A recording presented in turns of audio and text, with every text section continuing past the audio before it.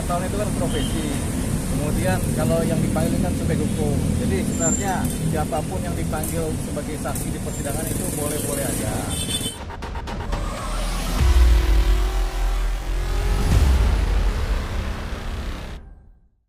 Terkait Bang Rasman menghadirkan salah satu wartawan begitu Bang, di mana Bang Rasman mengatakan ya tidak semudah itu sebenarnya menghadirkan wartawan di persidangan, menyayangkan lah. Ya. Sebenarnya prosedur untuk mendatangkan wartawan untuk ke persidangan seperti apa sih Bang, menjadi saksi begitu Bang? Jadi gini, wartawan itu kan profesi. Kemudian kalau yang dipanggil kan subjek hukum. Jadi sebenarnya siapapun yang dipanggil sebagai saksi di persidangan itu boleh-boleh aja. Jadi asalkan bersedia gitu. Jadi ada saksi yang memang wajib dipanggil yang datang.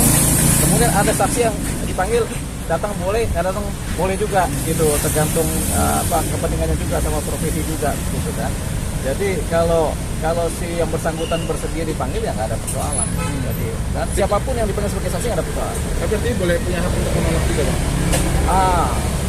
Ada hak untuk menolak kalau wartawan karena profesinya dia kan memberitakan. Jadi dia boleh punya hak untuk menolak kalau si yang bersangkutan bilang jangan saya deh. Nah, itu boleh-boleh saja juga. Gitu. Jadi ada aturan-aturan karena kan kalau wartawan itu kan jurnalis itu terkait sama undang-undang pers kan.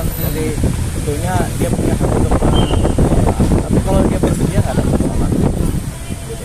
Tapi tadi sempat dibilang Rasman si saksi ini harus melalui prosedur izin yang begitu rumit gitu Bang. Di Dewan Pers? Iya. Nggak ada itu.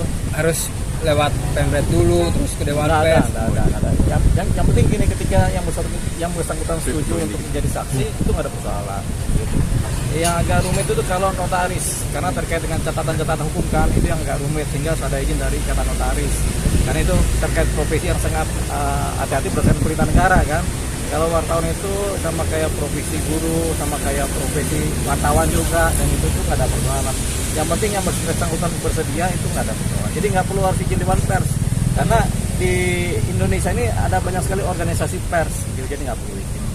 Jadi bukan berarti ada main di belakang ketika kehadiran saksi? Enggak. Saksi ini kan tentu karena dia tentunya pro justisia ya, karena dipanggil oleh hukum, dipanggil polisi dia datang, dipanggil kejaksaan dia datang, dipanggil untuk disidang juga dia datang, berarti kan dia patuh sama hukum sebagai saksi. Karena ada aturan juga, barang siapa dipanggil sebagai saksi wajib menghadiri apa yang disebut sebagai saksi kan, baik di persidangan maupun di penyidikan. Bang, satu lagi Bang Rasman tadi mengaku lebih diuntungkan gitu dengan kesaksian S tadi karena menyatakan kalau Bang Rasman saat jumpa pers itu bertindak sebagai kuasa hukum gitu Bang, yang dimana kuasa hukum itu punya imunitas gitu. Ya, itu relatif ya. Kuasa hukum itu tentu punya imunitas kalau dia menjalankan pekerjaan misalnya dalam persidangan, dalam proses penyidikan begitu. Tapi tidak serta-merta kemudian semua tindakan dia menjadi imunitas karena sebagai kuasa hukum. Ada juga kuasa hukum yang melanggar hukum kan, karena melakukan pekerjaannya banyak dan banyak yang disidang juga. Jadi tidak serta-merta, itu tergantung posisi-posisi apa yang dijalankan, apa-apa yang dikatakan dan apa yang dilakukan. Gitu. Kalau yang dilakukan sebagai kuasa hukum melanggar hukum ya pasti dihukum. Gitu pasti diproses secara hukum kan. Gitu. Jadi nggak seperti itu yang disebut sebagai imunitas seorang kuasa hukum.